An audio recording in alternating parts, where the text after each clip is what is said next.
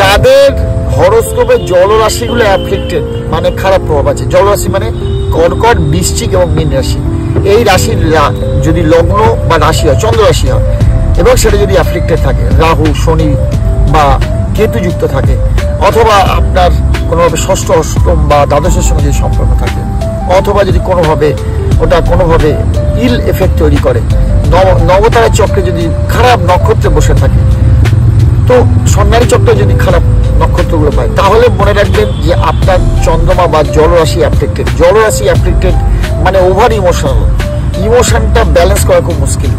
এই over emotional বা যাদের জন্ম যদি আপনি মনে করেন যে 2, অবশ্যই 11 তারিখ, এর মধ্যে 20 তারিখ, 29 তারিখ, এরকম তারিখে যাদের জন্ম, যাদের ডেট অফ বার্থের মধ্যে 2 সংখ্যাটা বারবার করে আসছে, ডেট, টাইম এবং প্লেস নিয়ে, অথবা ডেট, মান্থ এবং ইয়ার অফ বার্থের মধ্যে 2 নাম্বারটা যদি 2 এর অধিক আসে, তাহলে বুঝবেন যে 2 সংখ্যাটার আধিক্যের জন্য ব্যালেন্স হারিয়েছে। একদম থাকা আর না থাকা এই দুটোই সমান।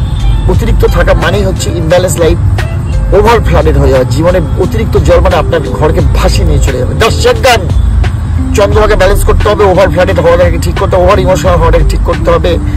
অবশ্যই চন্দ্রের মন্ত্র পাঠ করবে, ও সোম সময় নমঃ, এটা পাঠ করবেন।